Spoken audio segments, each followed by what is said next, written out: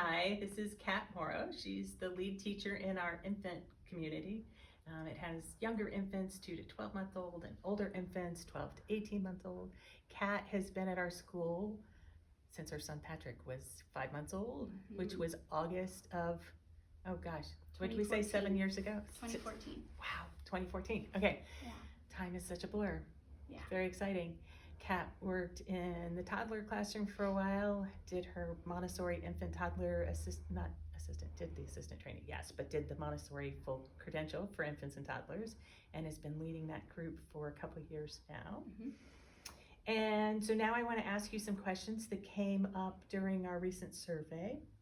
One of the questions is infant specific, but really honestly follows through a child's life. And the question was about a child refusing to eat.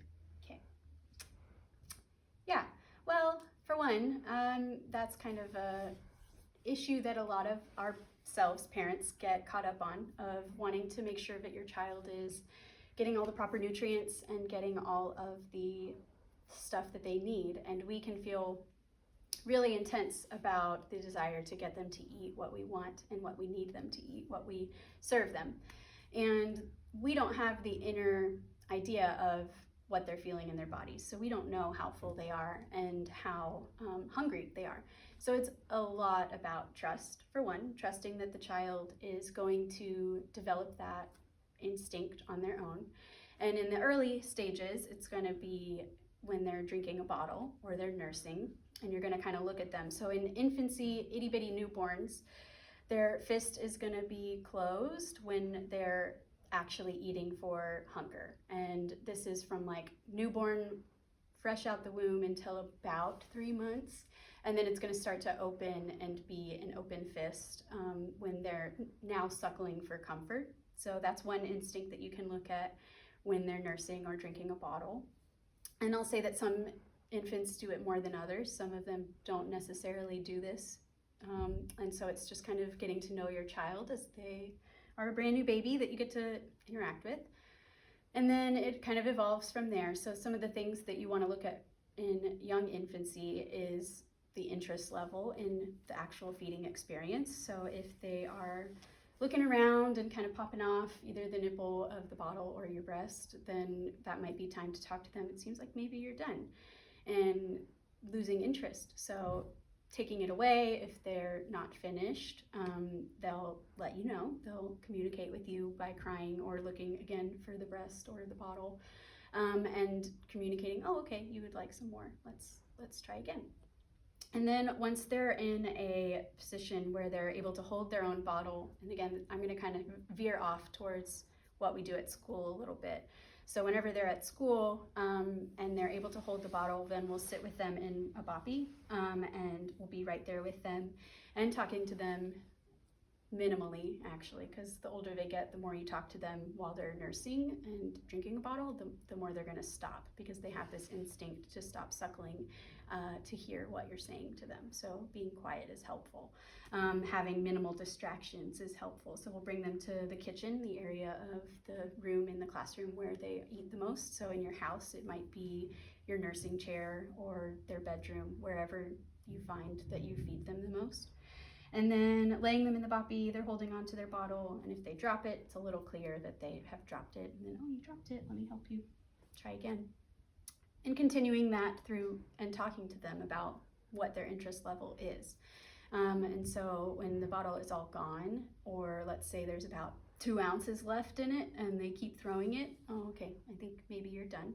I'm going to put it up here. If you want to try again in a few minutes, we can. If not, let's go find something to do. Let's go play.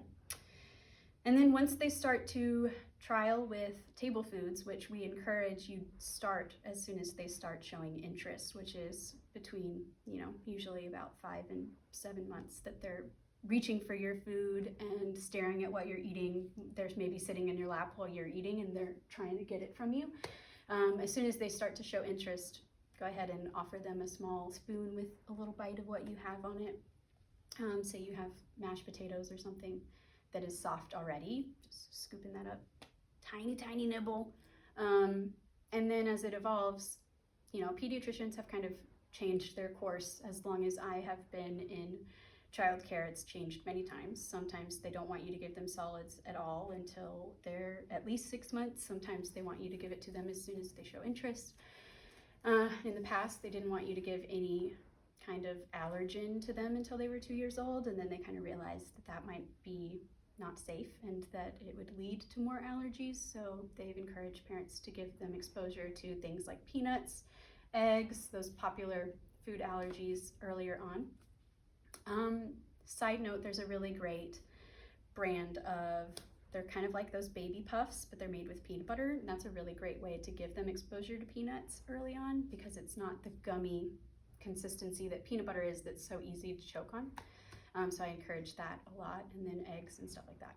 So again, we encourage kind of a process of baby-led weaning, where instead of giving them a whole bunch of puree that's all of the food that you might eat, kind of blended up, or a prepackaged, whether it's a pouch or a jar, encouraging parents to really try giving them soft food that they can pick up themselves. And a variety of things is really great. So maybe a puree, whether it's homemade or store-bought, either way is fine, that you have as a backup, like this is a whole meal. I have food for you to pick up, a small bowl for you to pick up with your puree and a spoon, and then I have mine that I'm going to help you with. And here you go, this is a bite for you. And allowing them to take the spoon and hold on to it, even a fork once they get a little bit older and have a little bit more dexterity, to hold the fork and put it in their mouth and explore with it. And giving them the autonomy to kind of have that say for themselves. So they're sitting at a table. I wish I had brought the table and the accessories that we have, but I didn't.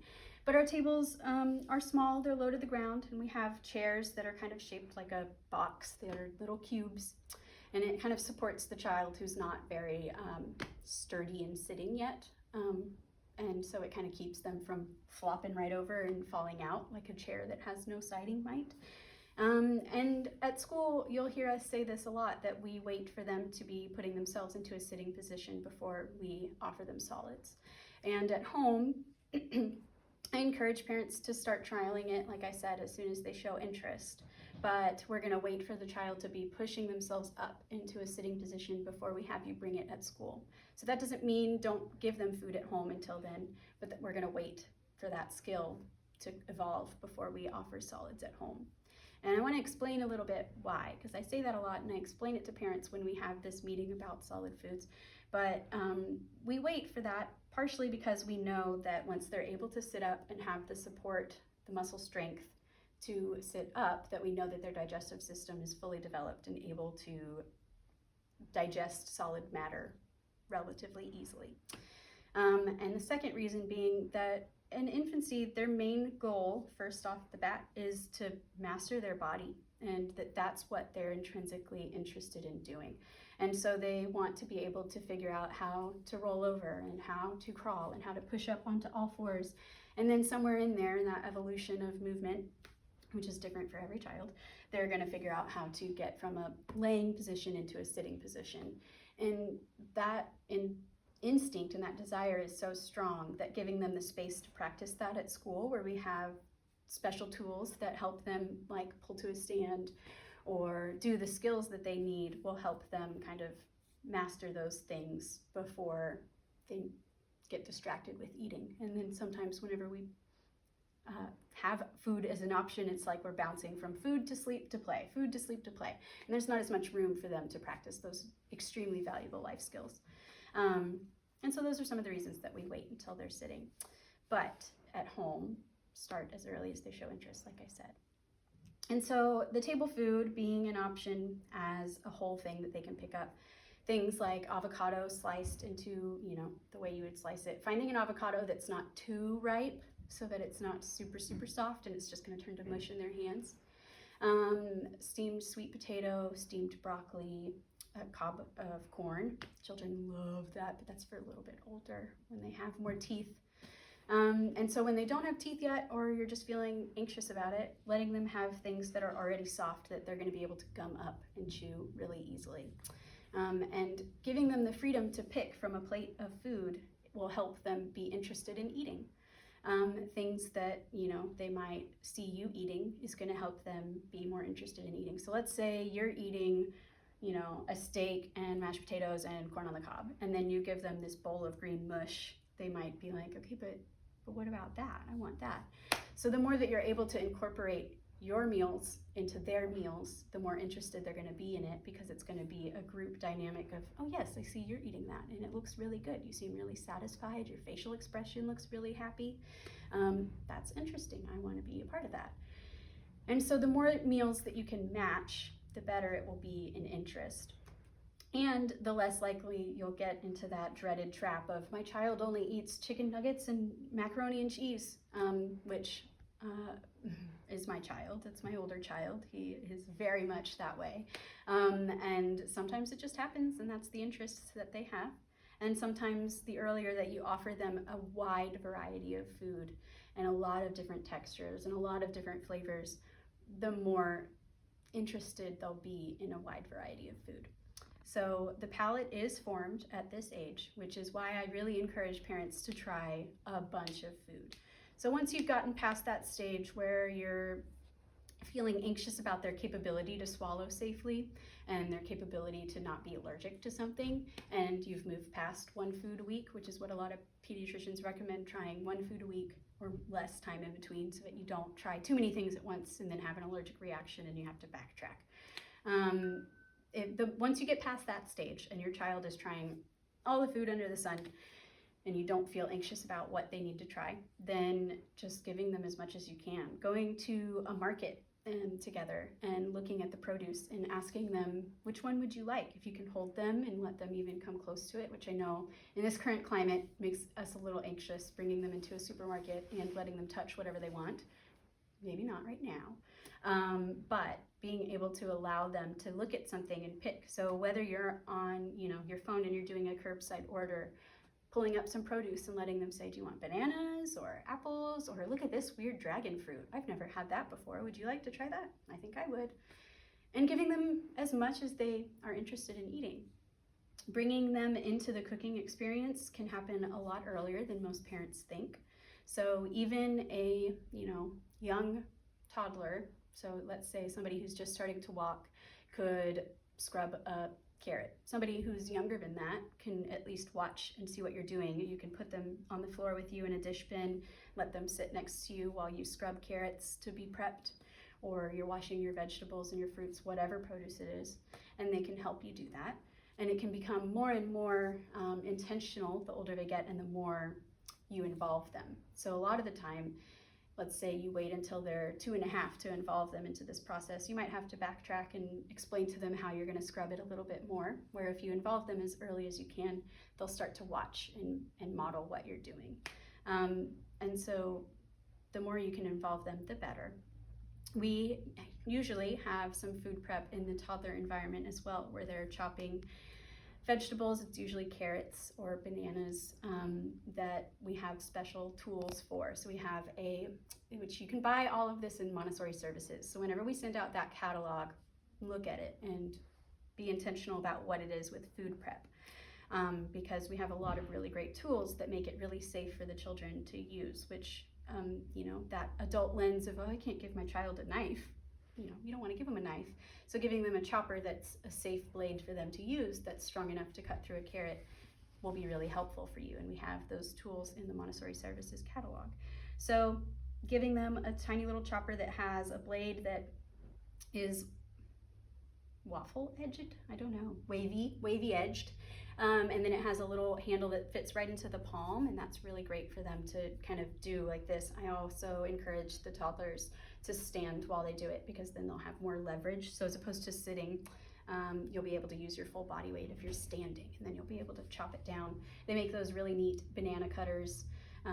Those hot dog cutters could be used for soft foods. I'm trying to think of something that you could chop up, like a sweet potato that's been steamed, and then let them push the lever to cut a sweet potato in a hot dog cutter or one of those banana cutters. Lots of great tools out there. And that will involve them in the cooking process a little bit more and help them get interested again. So those are some techniques, some things that really just involve your child and bringing them closer to you while you cook, having them, a young infant, in a carrier while you cook or something like that. And again, they're just always there seeing this process and talking to them about it. I'm making us dinner right now. And for your young infant, you're not old enough to eat this yet, but whenever I'm breastfeeding you, the food that I make and eat in my belly turns into breast milk, and then you drink it. Really just explaining the way that our bodies work and the way that life works. And so as they get older, talking to them about this vegetable is broccoli, and it's really good for your calcium, and it has a little bit of iron and protein in it. Not necessarily what we think of whenever we think of protein, but it has protein. And carrots, these are really good for your eyes. They have a special mineral in them called creatine, I think. Maybe do some research there because I'm not 100% sure. But this mineral helps your eyes and helps your eyes develop. And so talking to them about what specifically it is that helps their bodies. So a lot of times we say, this is good for you, and that's helpful, but getting more specific will really help them understand what it is. So the more you eat these carrots, the more strong your eyes are going to be, and you'll be able to see really far away. And you might not need to wear glasses. You see how mommy wears glasses? Maybe if I had eaten more carrots. I'm just kidding. But, explaining these things to them. So protein is what we need for our muscles to burn energy. So the more protein we eat, the more time that we have to run and play before our bodies get tired. And things like sugar, where we have a lot of natural sugars. So there's things in fruit and bread, carbohydrates, that have sugars that our bodies need. So sugar isn't bad. We need sugar to function. So really just explaining the way that the body works, again, and what food it is that's beneficial for your child to eat. So let's kind of backtrack a little bit, and let's say your problem is more that you're sitting at the table and your child is refusing to eat. Whether it is that your child is somebody who is spoon-fed, so let's start there. They just won't let you put it in their mouths. Just hand it to them. Just give them a bowl, puree and all, doesn't matter. Let them get messy. Let them use their hands.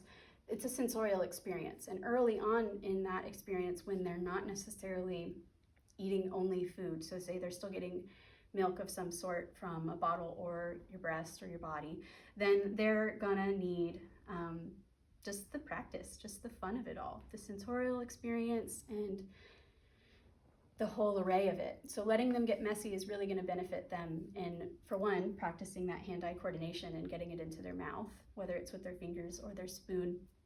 Giving them a spoon to practice, even if you know that it's not going to get anywhere. The earlier you let them practice, the earlier they'll gain that skill. Same with the fork. So we use forks as young as the chickadee room.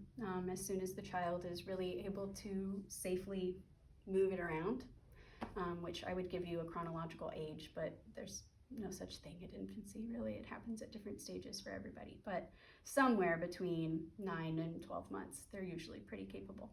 And so we use these tiny little oyster forks, but you probably have child-sized utensils at your home, and if not, you can buy them at Target, on Amazon, Walmart, lots of places.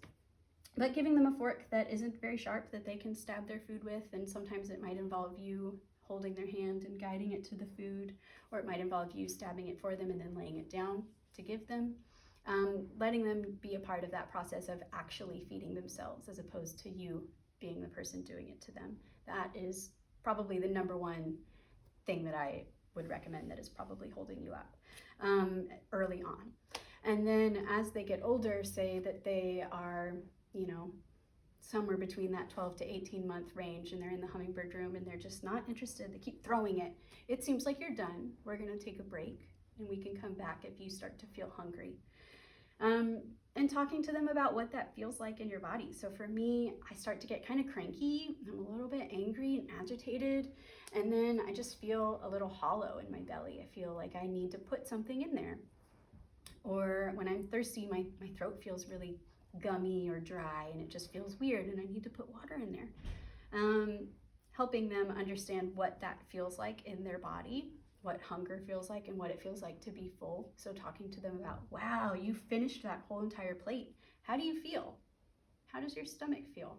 Does it feel kind of tight and big on this side? Is your belly bloated? Can you look down? Does it look really big?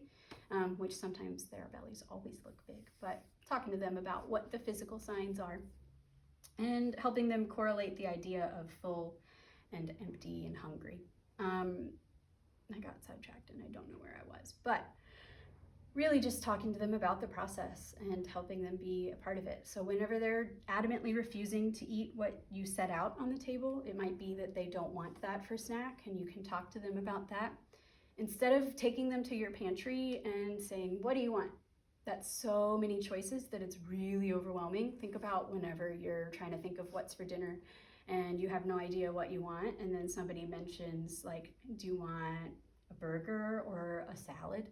Then you start to kind of correlate, okay, no, I'm not in the mood for that, but you know what, I am in the mood for risotto, whatever it is. Then you give them a couple options, just two, then they're gonna be more likely to pick one thing or the other, where when you take them to a whole pantry of food, they're just totally overwhelmed and have no idea what they want.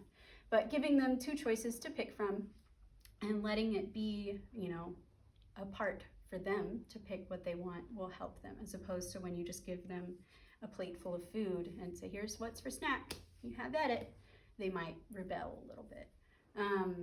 For dinner, I often encourage parents to, especially as the child gets older and you move towards toddlers or 3 to 6, of this is what's for dinner, and this is what we're going to have as a family, as opposed to catering to that desire of, my child only eats chicken nuggets, so you have chicken nuggets and then we're going to have, again, risotto.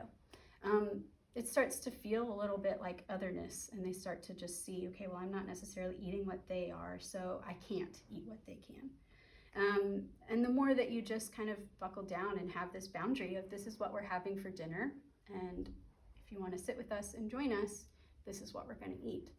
And if you're hungry again later, we can find, more dinner or a different snack. It's up to you and how firm you want to be with that boundary. But really knowing that there's this huge desire to make sure that your child eats, and that is a totally normal human instinct for survival. And it feels more scary than it is. Your child is not going to let themselves starve. They just can't. Physically, human nature have to eat. So just being trustworthy that this is a thing that they will master and they will get through, and being there with them through the process. So sometimes it's going to be really loud and upsetting because they really don't want broccoli, and sometimes it's going to be just fine, but this is what we're having for dinner, and then the light switches and then you're just like, okay. I have a couple resources that I do give out to parents. There's one Instagram account called Kids Eat in Color. I think there's a period in between each. We can tag it in the video or however. And that's a really great resource where they talk about the different ways to help your child and the things that we might think of that aren't necessarily the best way. So sometimes our parents wouldn't let you leave the table until you took one bite or you cleared your whole dish. And sometimes that can create food insecurities in us. And that giving them the autonomy in this matter of, you don't have to eat, but we are going to sit together in this meal, kind of helps take away that pressure. So this account really talks about that kind of stuff. They talk about dips. So a lot of toddlers will eat something they might not have eaten in the past if they have a dip, something to dip it in. So ketchup, ranch, hummus. Dips are super popular amongst children this age because it's fun. And they talk about, the different, like I said, of this food has good for your eyeballs, and they talk about the minerals and stuff that's in it. So that's a really great resource. And then there's more. And to me, I think one of the biggest things is that we get stuck into ruts, we as humans, me especially, where my family, we tend to eat the same meal for about a month, where we just cycle and we're all really excited about it, and then all of a sudden we're really tired of it. And then it cycles into a whole new thing. So I think the more variety that you can have and not get stuck in those ruts will help your child be excited about what is on their plate, be excited about what is going to be for dinner, even just amping it up. What do you think we're going to have for dinner today? Do you want to help me prep the meals for the rest of this week? Let's think together. What could we make? Or you really want to make sweet potatoes? Let's find a way to do that. And really just bringing them in. So a lot of it has to do with bringing them with you and incorporating their worth into it. They are a part of your family and they can help you prep. So excellent. Yeah, so just to recap, I think that was really thorough and Very went thorough. all the way 0 to 3, which was important.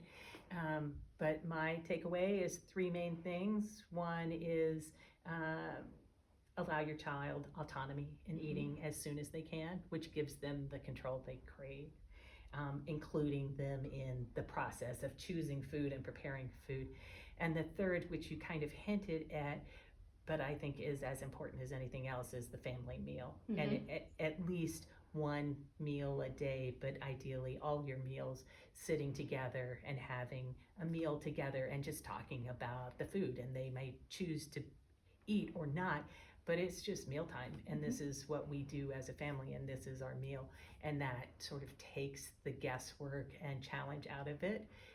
And the more the child is part of the process, the more they know what's coming. So it's not like I'm sitting at the table and what was that? They know that it's all there, and they got to choose one thing that they really like, maybe, and the rest of it is stuff they're less crazy about. Yep. So excellent. All right, is there anything else you would like to add, Kat? Or tell parents? This is your moment. No, but always reach out to me if you feel like you're struggling. I'm always here. Even if you're a parent that is no longer in my classroom, like your child is now in the Warblers or the Cardinals, talk to any of us and we will all be there to help you with any struggle that you come up with. We'll do our best, or we'll refer you to someone that we think knows better. We're always here to help. So Excellent.